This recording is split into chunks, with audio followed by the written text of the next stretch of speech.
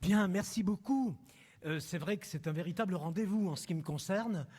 Alors, je voudrais remercier toutes les équipes qui me font une fidèle confiance et je voudrais remercier avec une mention particulière Sandrine Bay parce que là, c'est carrément une amicale confiance. Merci beaucoup d'avoir organisé une telle journée sur un sujet qui est pétillant, sur un sujet qui est plein de vitalité, avec, oui, une insoutenable légèreté, comme dirait l'autre. Et donc, on va essayer de comprendre ce que veut dire la célébrité. Je voudrais aussi remercier Sylvie parce que vous m'avez fait une entrée en matière absolument magnifique avec la citation de Victor Hugo. Je n'y avais pas pensé, donc je vous rends hommage. Et c'est exactement l'esprit dans lequel je vais essayer de développer cette notion. Donc, merci pour cette opportunité. Alors, la célébrité, c'est un acte. C'est un acte qui exige une volonté de quitter l'anonymat, qui exige, si vous voulez, de se mettre en valeur, au bon sens du terme, pour exister un peu, un moment, aux yeux des autres. Alors vous connaissez tous, peut-être on ne va pas faire un concours de citations, mais vous connaissez tous peut-être cette citation d'un peintre qui s'appelle Andy Warhol et qui avait écrit à l'époque moderne, tout être humain pourra prétendre à un quart d'heure de célébrité dans ce monde moderne. Voilà, alors la célébrité, ça désigne, vous le voyez, une volonté de visibilité. Une volonté, si vous aimez mieux, de se rendre visible et de chercher, au bon sens là encore, une reconnaissance, de chercher à être reconnu. Il s'agit donc, vous le voyez vite dans cette petite définition, d'une expérience sociale, puisque être célèbre, c'est s'exposer au regard d'autrui, c'est acquérir, on va dire, une force d'attraction, c'est acquérir même parfois un peu de prestige, parce que dans la célébrité, il s'agit de susciter une considération, il s'agit d'en venir à être perçu. La célébrité, elle est donc de l'ordre d'une mise en valeur, et on va le dire simplement, d'une mise en valeur de soi. Elle peut donc démontrer, nous allons y revenir, que toute personne peut être à l'honneur. Toute personne, même comme vous le disiez tout à l'heure, y compris humble, toute personne peut être honorable. Et cet honneur peut lui être rendu dans un espace collectif, dans un espace public. Mais, il y a toujours un mais. Mais la célébrité nécessite autre chose. La célébrité nécessite également une autre valeur, à savoir une expérience, un mérite, un savoir, un talent, une solidarité. C'est-à-dire que pour accepter cette expérience, il faut une motivation qui relève d'un registre de valeurs et de valeurs que l'on considère, et c'est ça qui va nous rendre estimables, de valeurs que nous considérons comme devant être exemplaires, comme devant être effectivement susceptibles d'être suivies. Et cela en donnant à une personne, oui, à toute personne, une chance, une occasion, une expérience d'expression publique. Alors nous allons en arriver après cette petite introduction, un peu pour se mettre à l'aise tranquillement sur ce que veut dire célébrité. Je voudrais vous proposer une première réflexion sur les âges de la célébrité. Alors pas les âges au sens chronologique, bien qu'on soit dans les rendez-vous de l'âge, mais les âges au sens historique. Parce que la célébrité, elle a connu des étapes, elle a connu des parcours, des démarches qui ne sont pas du tout identiques. Alors, la première étape, le premier âge, si vous voulez, peut-être que certains en ont soit la trace, soit le souvenir, et donc je pense qu'ils me comprendront sans doute aisément. Vous savez que dans les sociétés traditionnelles, l'idée d'exposition de soi, d'expression de soi, n'avait pas beaucoup de sens. Parce que c'était la tradition qui était la règle suprême, c'était la tradition qui était le fondement de toute forme de légitimité.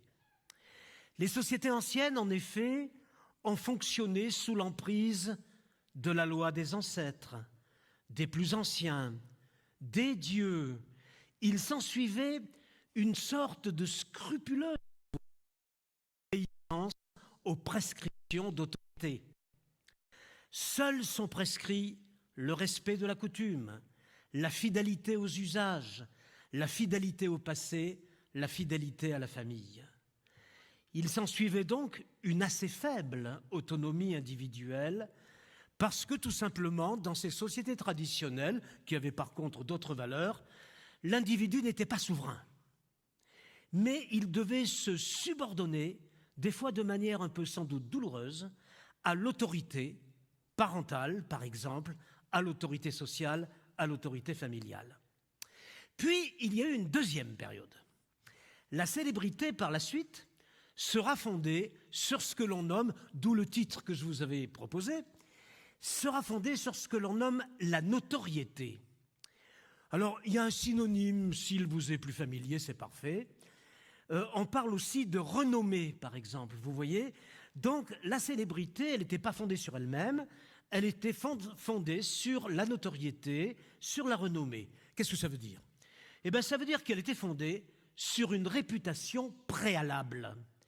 Sur une réputation préalable en raison d'un talent, si on était artiste, en raison d'une inspiration, on va y revenir tout à l'heure, si on était un croyant, en raison d'une action audacieuse, si on avait réussi à être héroïque. La notoriété, donc, vous le voyez, elle était fondée sur des actions sublimes, exceptionnelles, parce que le but, c'était de se rendre mémorable, glorieux. Et donc la notoriété était fondée, non pas sur le quart d'heure dont parlait Andy Warhol, elle était fondée sur la durée, elle désignait ce qui portait l'humanité vers ses possibilités les plus hautes, vers ses possibilités qu'on considérait à l'époque comme les plus élevées, par exemple la capacité d'affronter des risques, la capacité d'affronter des échecs, un don de soi, ou bien un combat pour une juste cause, la résistance, la liberté, la paix. Et donc, dans cette époque, dans cette seconde époque, après les sociétés traditionnelles, il y avait trois visages de la notoriété, trois visages principaux. On pourrait un peu les dédoubler, mais on n'a pas trop de temps, donc on va faire plus simple. Trois figures, trois visages de la notoriété. Le premier, alors j'étais intéressé tout à l'heure en écoutant les propos des personnalités, parce que je savais qu'il y avait à Besançon, n'étant pas un petit nouveau, je savais qu'il y avait un comité des sages. Alors ça tombe très bien, parce que la première figure de la notoriété, c'est la sagesse. Le sage, il était dans l'histoire, vous le savez, un modèle. Alors pas n'importe quel modèle, c'était un modèle de pensée, d'expérience. C'est pour ça qu'on le consultait. C'était un modèle d'équilibre, quelqu'un en qui on peut faire confiance parce qu'il n'est pas excité, vous voyez, intolérant, colérique. Et donc c'était un modèle de maîtrise de soi. Parce que quelqu'un de sage, si la sagesse conférait de la notoriété dans l'histoire, c'est parce que la sagesse, chers amis, ça consistait à lutter contre tout ce qui est insensé. Et donc, alors, quel était l'exemple de ce qui était insensé? C'est ce que disent tous les sages. Vous pouvez en prendre des très contemporains, comme le Dalai Lama, par exemple. Il ne cesse de dire ça. Qu'est-ce que c'est qu'être insensé? C'est vouloir obtenir ce qui ne dépend pas de nous. Parce que là, il faut plutôt de la chance, si vous voulez, étant donné que ça ne dépend pas de nous. Donc, chercher à obtenir ce qui ne dépend pas de nous, c'est aller au rendez-vous de la déception. C'est aller au rendez-vous de l'insensé. Et donc, vous voyez que ce modèle de la sagesse cherchait à vivre en accord avec lui-même, cherchait à acquérir une forme de sérénité, une forme de plénitude. Le deuxième visage, que vous pouvez retrouver encore dans des figures de temps en temps contemporaines, c'est la figure de la sainteté. Vous savez, de temps en temps, on l'a tous fait, hein, qu'on soit croyant ou qu'on ne le soit pas. Je crois que la question n'est pas du tout là. Mais de temps en temps, moi, il m'est arrivé de trouver l'abbé Pierre exemplaire. Totalement exemplaire, parce qu'être capable d'un combat à son âge, être capable d'un tel dénuement, eh bien moi je vais vous parler franchement, je n'en suis pas capable. Voilà. Donc il y a chez des gens qui ont une inspiration, alors ils peuvent être inspirés par une croyance, ils peuvent être inspirés par une foi, et ce sont des personnes qui sont soucieux de la perfection, qui sont soucieux d'une dimension spirituelle, vous voyez, qui sont soucieux de l'idée d'un salut et qui se mettent au service de leur foi, qu'on peut partager ou pas du tout. Et donc là, on avait ce deuxième visage de la notoriété, l'aspiration à ce qui est plus haut que soi. La troisième figure, que vous en avez dans les périodes d'adversité, hein, que connaît notre histoire, les périodes de guerre, etc., vous le savez bien, c'est le héros. Alors le héros, lui, il était considéré comme étant porté par une volonté, par une passion. C'est pas comme le sage, qui lui est porté par la raison. C'est pas comme la sainteté, qui est portée par une foi, par une croyance. Le héros, lui, il est porté par une volonté passionnelle. Il se définit par sa vitalité, par le dépassement de soi. Il va toujours vers des épreuves hors de lui et non pas en lui comme la sagesse. Il résiste, il combat et il se met au service d'une cause qui nous importe, par exemple. Eh bien, ces trois figures de la notoriété traditionnelle nous apprennent nous apprennent à nous, qui sont peut-être ni encore sages, ni des saints, ni des héros, eh bien, nous apprennent qu'il y a deux sources à l'action humaine. Alors ça, je tiens beaucoup à vous le communiquer. Il y a deux sources à l'action humaine et peut-être que c'est l'enjeu de la journée. La première, nous la connaissons tous. Ce sont nos obligations sociales. Nous avons des obligations, bien sûr. Mais il y en a une deuxième, et c'est la deuxième qui nous concerne. Ce sont non plus nos obligations sociales, mais nos aspirations personnelles. C'est-à-dire tout ce qui nous fait sortir, vous le voyez, du cadre habituel de la vie ordinaire. Ces aspirations qui nous invitent à nous arracher aux habitudes, qui nous invitent à parier sur nos possibilités, qui nous invitent à vouloir sortir de l'impersonnel, de l'anonymat, pour affirmer notre différence, pour affirmer une reconnaissance, ou encore, comme je vous le disais dès l'introduction, pour se rendre visible aux yeux des autres. Il ne s'agit pas de se rendre visible pour devenir fier. Il s'agit de se rendre visible parce que les personnes âgées le savent très bien. Ce qui reste invisible est objet de déconsidération. Ce qui n'a pas d'inscription dans la vie collective risque toujours de demeurer invisible et donc sans reconnaissance, sans considération. Nous en arrivons à notre époque. Alors évidemment, elle nous concerne, que j'appellerai l'âge démocratique, donc l'âge de la célébrité, et donc nous quittons la thématique de la notoriété et de la tradition. L'âge démocratique. Alors l'âge démocratique, vous savez qu'il est célèbre pour son esprit, c'est qu'il va être porteur d'une série d'émancipations, et vous savez comment fait notre époque pour émanciper les gens, il leur confère des droits. Voilà, nous connaissons cette période où chaque fois qu'il est question d'émancipation, c'est par la conquête d'un droit. Et donc, nous estimons que chaque être humain, vous voyez, est doté d'une égale valeur. Et on a raison, chaque être humain est digne de respect. Chaque être humain est digne de dignité, qu'il soit proche de la mort, qu'il soit en situation de handicap, ou qu'il soit, quel que soit son âge. alors il ne s'agira plus, et c'est pour ça que ça nous concerne, il ne s'agira plus de conquérir un mode d'être supérieur, de s'élever au-dessus par la maîtrise, par l'audace ou par la foi dans une logique précédente de notoriété très volontariste. Mais il va s'agir, pour se rendre célèbre, et vous verrez quel sens je vous propose de donner à ce terme, il va s'agir de sortir de la vie impersonnelle, invisible, de sortir de l'uniformité, si vous aimez mieux, selon une logique très particulière, une logique de réalisation de soi. C'est-à-dire que la célébrité voit apparaître un droit, un de plus, vous me direz, mais c'est un drôle de droit celui-ci. C'est un droit à être soi. Un droit à être soi, eh bien vous allez voir que ça peut s'accomplir de 3 façons.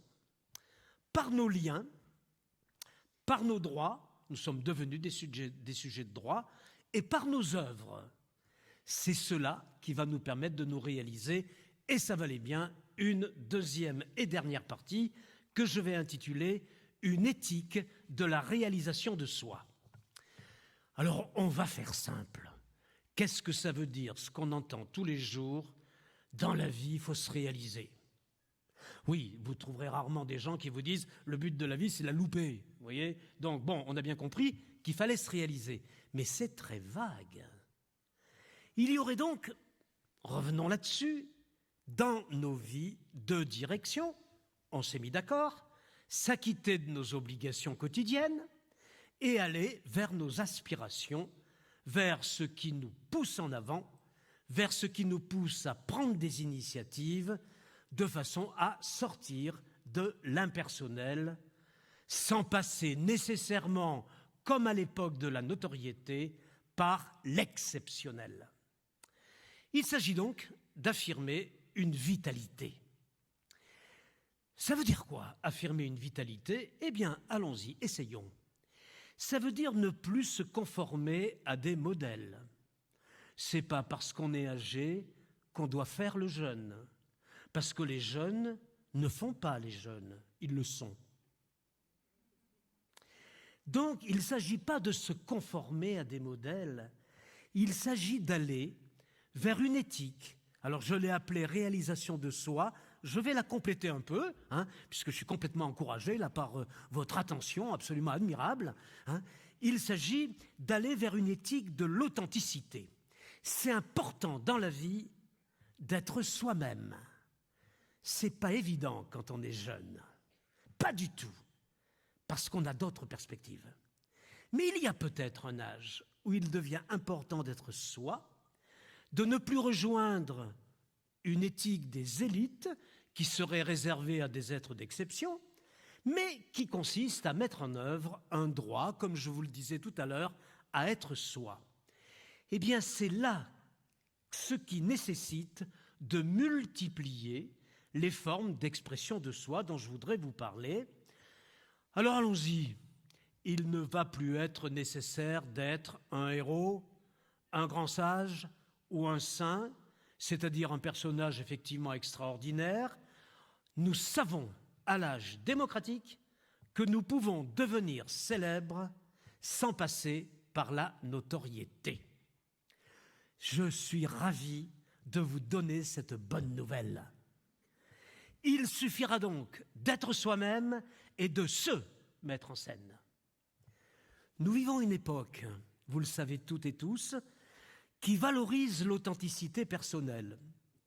Par exemple, parler de ses passions, parler de ses épreuves, parler souvent simplement de ses goûts touristiques, parler à d'autres de ses goûts culinaires. Il y a plein d'émissions de télévision là-dessus. D'exposer ses expériences, d'obtenir l'attention des autres, d'obtenir leur reconnaissance. Et donc, quand on obtient tout ça, eh bien, on augmente l'estime de soi. Parce qu'il pourrait arriver que la vieillesse nous la diminue.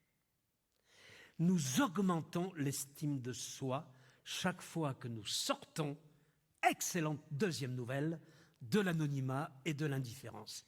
Alors je voudrais vous prendre un petit exemple pour changer un peu et vous faire respirer, que cette valeur de référence de l'authenticité, elle a même pénétré l'univers de la consommation. C'est vous dire qu'on est bien dans un fait social total.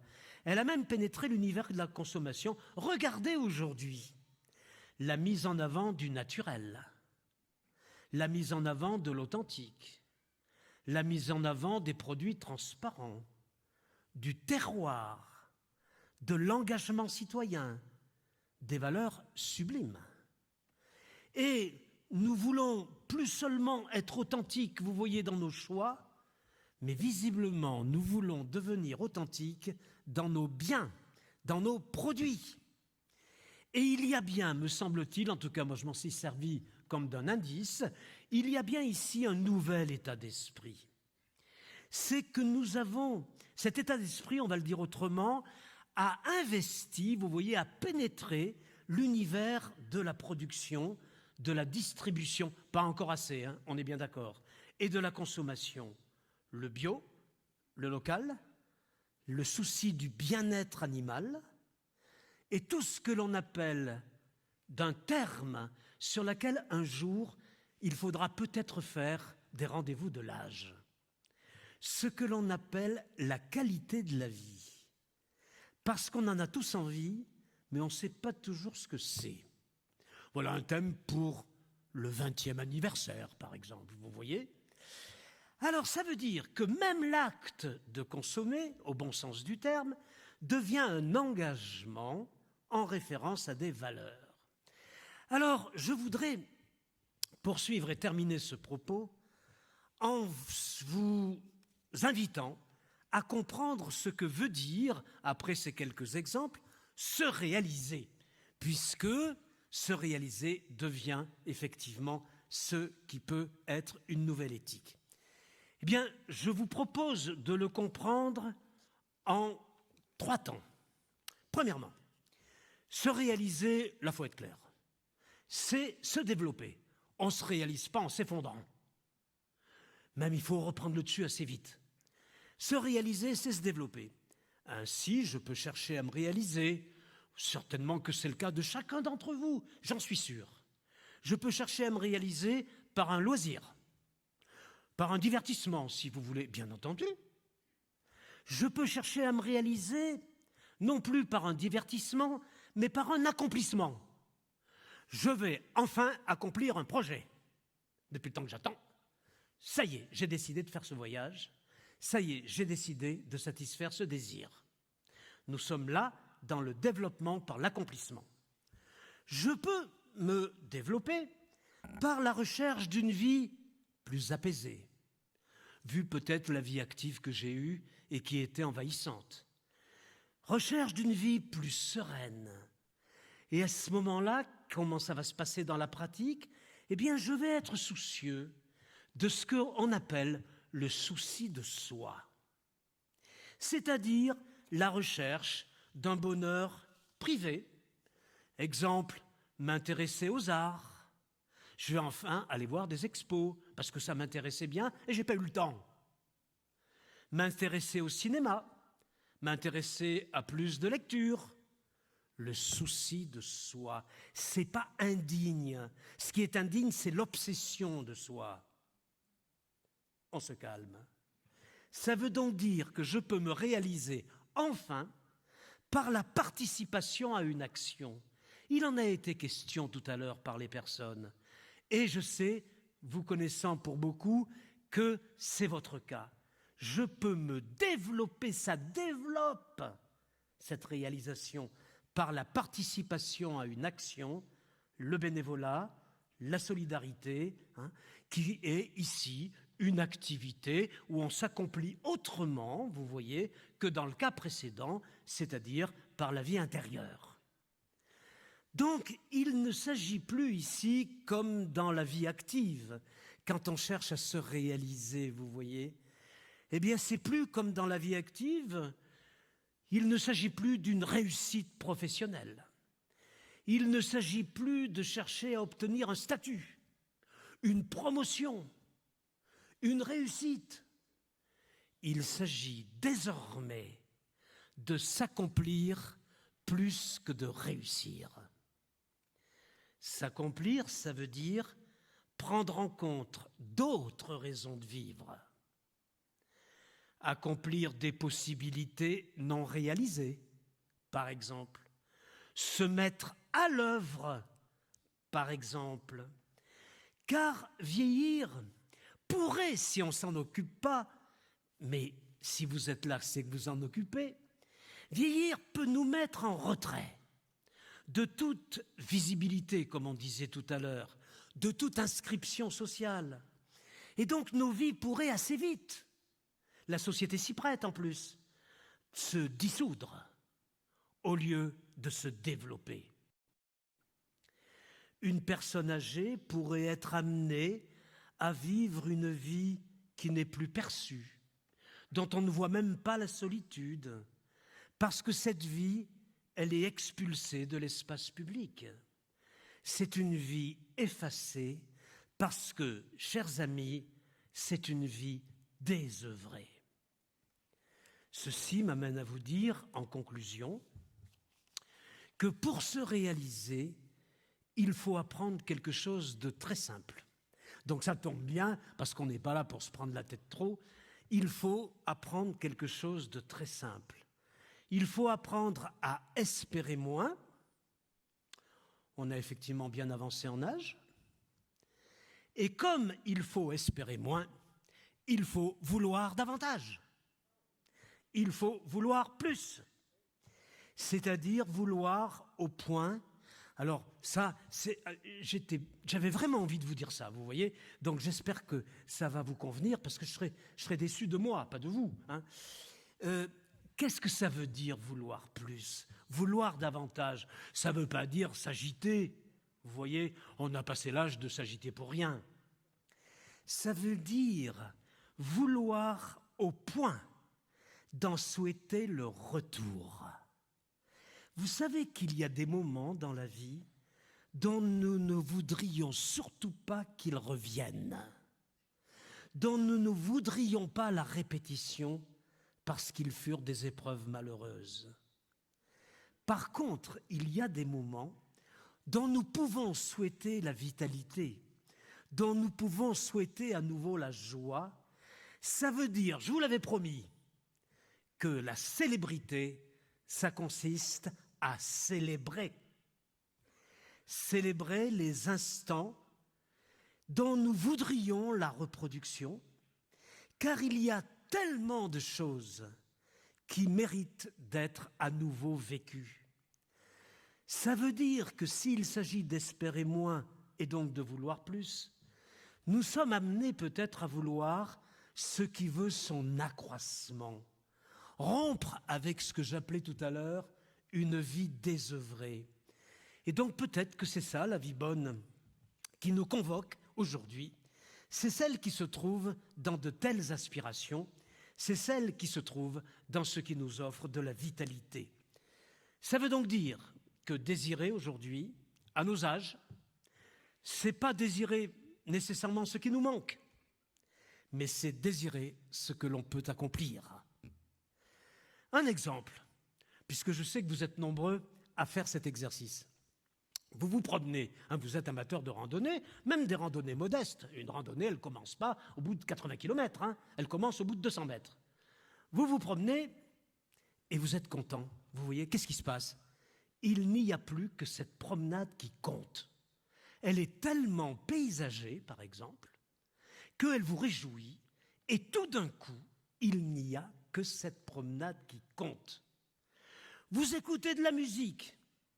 Il n'y a plus que cette musique qui compte. Le reste est mis entre parenthèses. Vous aimez vos petits-enfants. Il n'y a plus que leur présence qui compte. Vous êtes en train de célébrer un moment. Ce moment est célébré.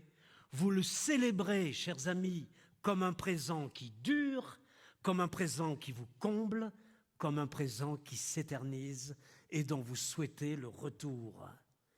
La célébrité consiste à célébrer la vie, c'est-à-dire, et je terminerai là, expérimenter à notre mesure des moments de plénitude, des moments d'authenticité, des moments de droit à être soi. Vous voyez, là, ça sent vraiment la conclusion, vous voyez.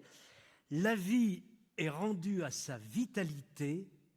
La célébrité, pour terminer, je vous propose de la retenir comme un art de vivre, c'est-à-dire non pas une autre vie, mais une autre façon de vivre, ce que je vous souhaite dès maintenant. Merci beaucoup.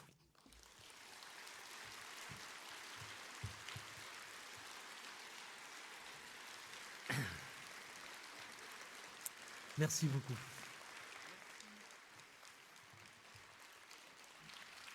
Voilà, merci beaucoup Gérard. Alors je parlais tout à l'heure de timing. Je crois que c'est la première fois dans toutes les rendez-vous de l'âge que vous terminez avec une demi-heure d'avance. Mais c'est formidable. Soit on fait une pause plus longue, soit éventuellement on peut peut-être prendre des questions s'il y en a qui ont des envies. Alors on n'a pas forcément de micro pour aller dans la salle, mais je vais peut-être tout simplement descendre, sauf si on me dit qu'à la technique c'est pas possible et que ça va faire du Larsen. C'est possible ?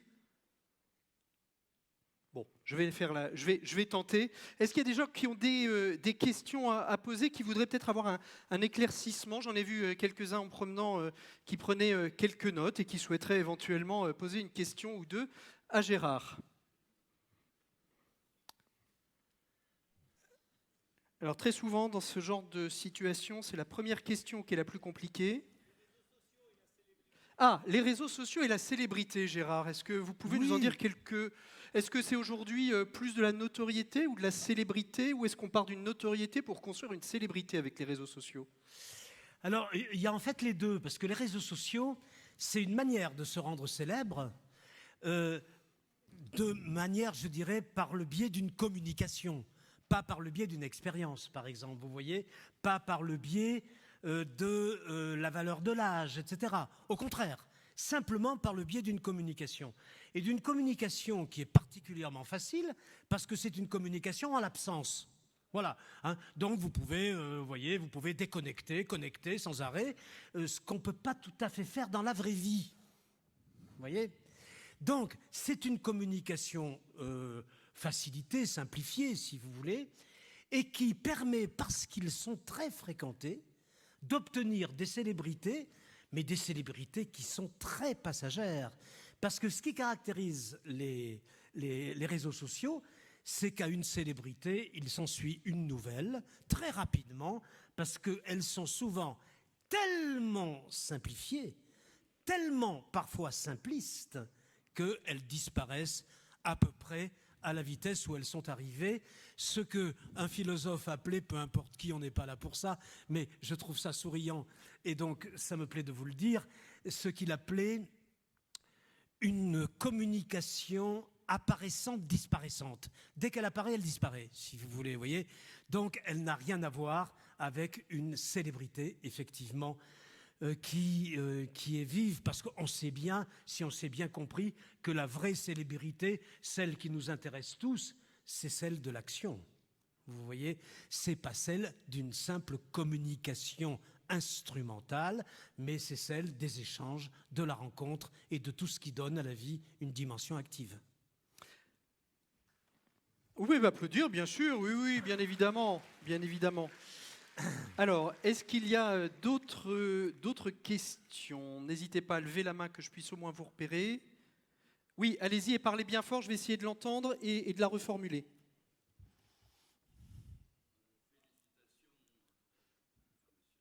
Merci.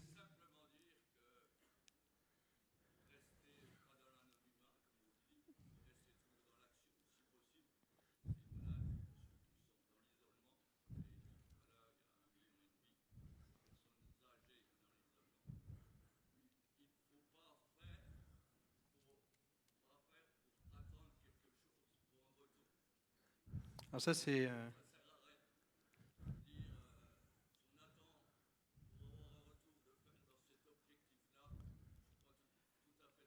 Alors, Ah oui. Oui. On va se retourner vers le philosophe, c'est la pensée de Lévinas. Hein. Je suis responsable de l'autre, mais l'autre, je n'attends pas de réciprocité finalement, mais il faut être toujours attentif. Chacun est responsable de l'autre sans réciprocité, sans attente de Oui, réciprocité alors en retour. on peut effectivement le prendre par ce biais-là, ou permettez-moi d'être peut-être plus modeste ou plus simple.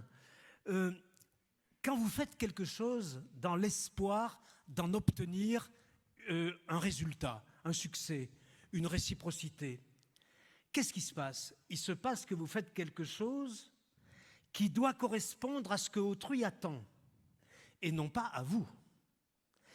Si on fait quelque chose qui correspond à soi, on n'est jamais sûr, effectivement, comme vous dites, d'obtenir une reconnaissance quelconque, parce que on ignore tout de cette reconnaissance et de ce qui fait qu'elle peut être obtenue. Par contre, si je suis soucieux à tout prix d'une célébrité mal comprise, qu'est-ce qui risque de se passer? Il risque de se passer que je fais ce que les gens attendent et non pas ce qui me tient à cœur.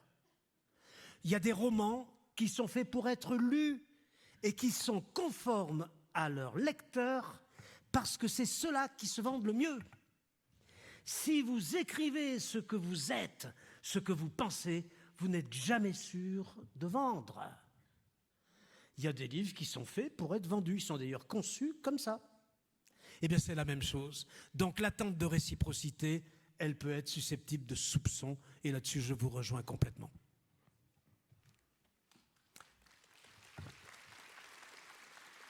Alors, est-ce qu'il y a d'autres questions? Allez-y, n'hésitez pas. Alors, ça va peut-être être dans les premiers rangs du fait que nous n'ayons pas forcément un micro.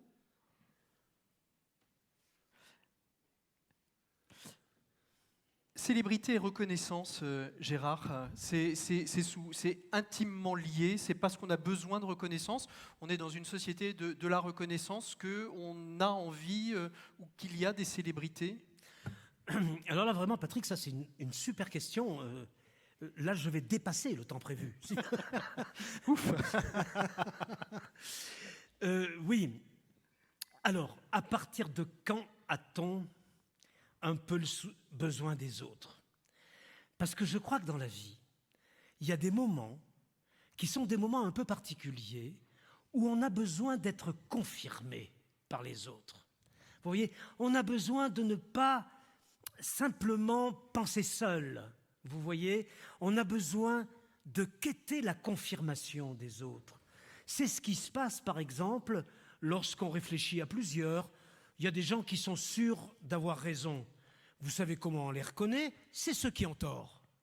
Voilà. Hein, vous les reconnaissez comme ça, assez vite. Hein, c'est ceux qui, tellement qu'ils sont sûrs d'avoir raison, ils sont en train de vous exposer l'idée la plus banale, la plus réfutable et la plus épouvantable de l'histoire de l'humanité. Donc ne vous inquiétez pas, on les repère. Mais il y a des moments dans la vie où on a besoin de quêter l'assentiment d'autrui. Ce sont les moments où on a des doutes sur soi. Et vous savez bien que ces moments sont les moments où nous sommes fragiles, où nous sommes vulnérables, et donc on se dit, est-ce que j'ai bien fait de prendre cette décision? Et on ne compte plus tout à fait sur soi pour en être sûr. On va demander à nos enfants, on va demander à nos amis, etc., etc., vous voyez?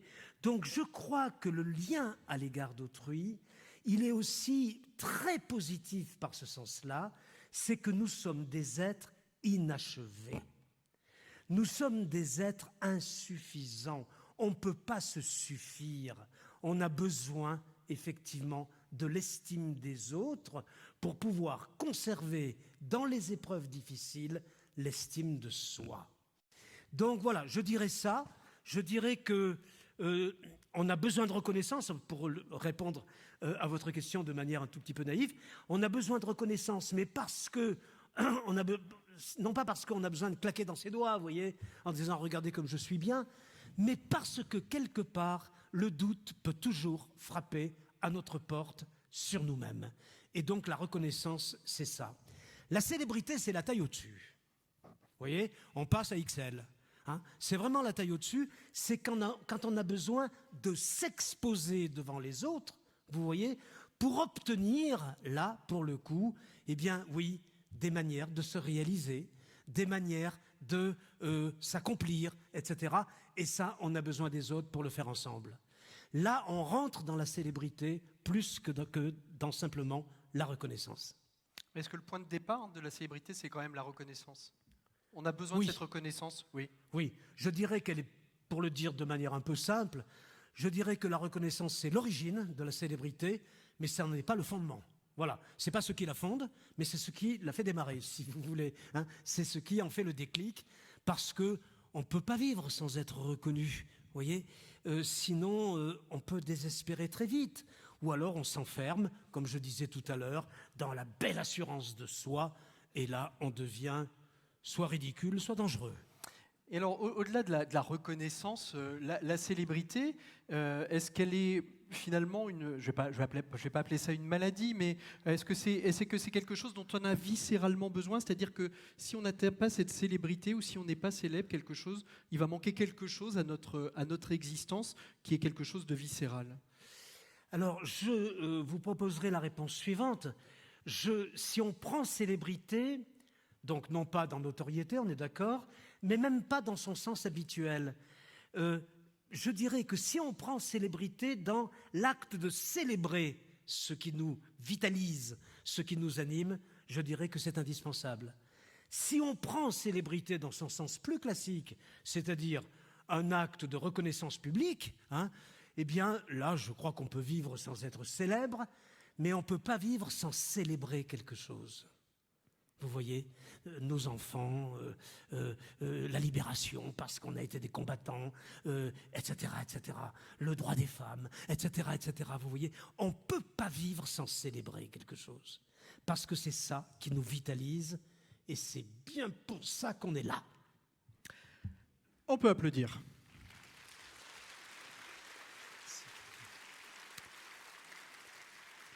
Alors, est-ce qu'il y a d'autres remarques, d'autres questions sur cette question de notoriété, de célébrité? N'hésitez pas, je vous scrute. Levez la main bien haut si vous voulez prendre la parole.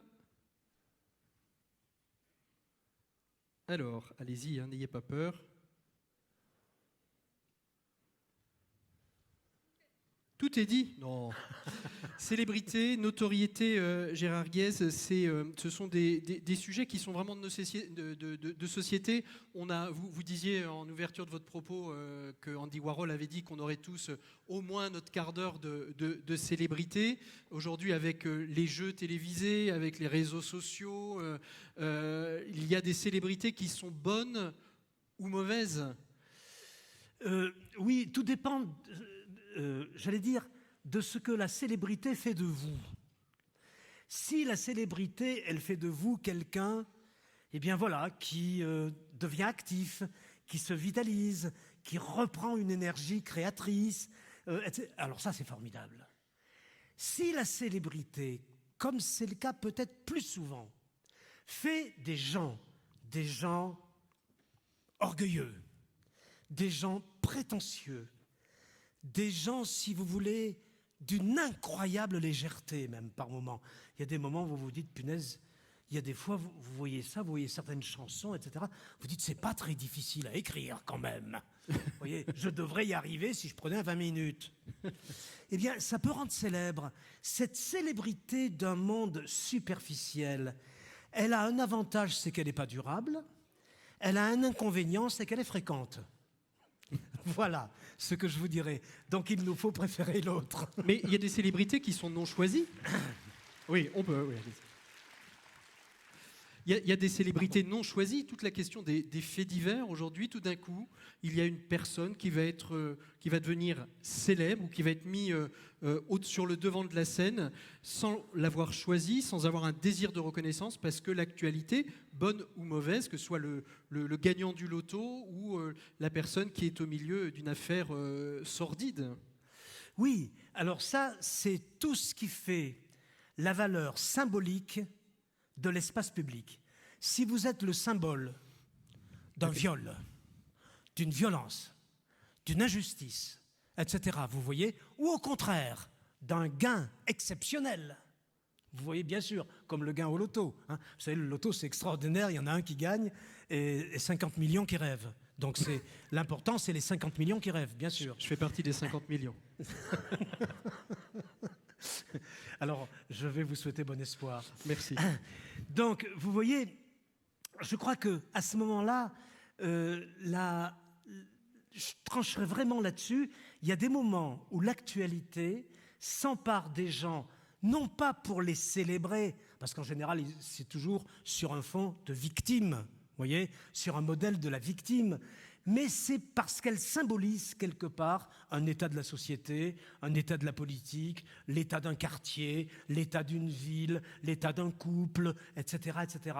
Et donc, ça devient à ce moment-là non plus une éthique de la réalisation, mais ça devient une valeur symbolique. Je ne sais pas si ma question suivante est plus pour un psychologue, mais comment est-ce qu'on équilibre justement la célébrité et la vie personnelle? On connaît des personnes célèbres, on dit oh là là, il a pris la grosse tête, il a le melon. Il y a des personnes célèbres, j'en connais quelques-unes, qui sont des gens mais vraiment d'une gentillesse, et c'est dans la vie monsieur et madame tout le monde. Oui, ben, c'est la vraie question. La vraie question, c'est comment on fait pour équilibrer sa vie. Tous les gens, je suis sûr que toutes les personnes ici présentes ont été confrontées à cette question. Comment j'ai fait à une époque pour que mon travail ne prenne pas toute la place, y compris contre ma vie de famille, par exemple, vous voyez? Ou l'inverse. Qu'est-ce que j'ai fait à un certain âge pour que ma vie de famille prenne toute la place et j'ai loupé ma carrière? Vous voyez, où j'ai loupé mon avenir, où j'ai loupé le choix d'un métier pour lequel j'avais une passion. C'est-à-dire que toute la problématique, c'est comment ajuster vie privée, vie publique. Une vie publique sans vie privée, c'est un sacrifice. Alors, il y a des gens que ça ne les gêne pas, parce que ça leur apporte la gloire, la richesse, etc. Mais, patience. Et puis, une vie privée sans vie publique, ben, c'est très compliqué aussi. Parce que quelque part, ça réduit la vie à une vie domestique qui peut paraître, aux yeux de ceux qui la vivent, extrêmement insuffisante.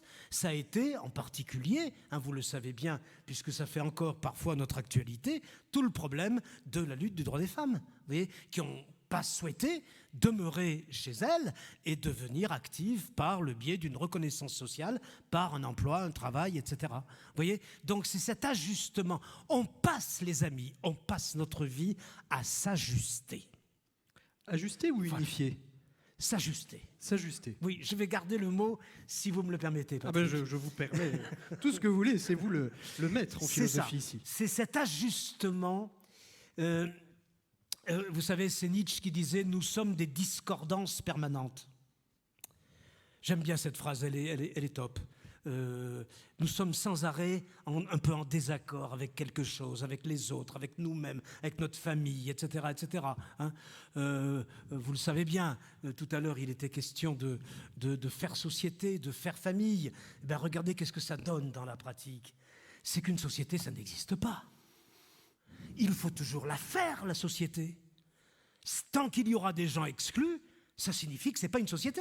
Si vous voulez, que quelque part, il y a des gens qui ne sont pas dans cette société. Donc, vous voyez, il faut toujours la faire, la société. Elle n'est jamais complètement faite. Elle est sans arrêt divisée, combative, violente, etc. Il faut la faire. Et la famille, est-ce que vous croyez qu'il suffit d'avoir une famille pour faire famille ? Il n'y a qu'à regarder certains repas de famille. Il y a une famille, mais ça ne fait pas famille. Hein. Vous voyez, ça se dispute, etc. Donc, ce n'est pas parce qu'on a une famille qu'on fait famille. La famille, elle est toujours à faire. On passe son temps, cher Patrick, à s'ajuster. Merci beaucoup, Gérard.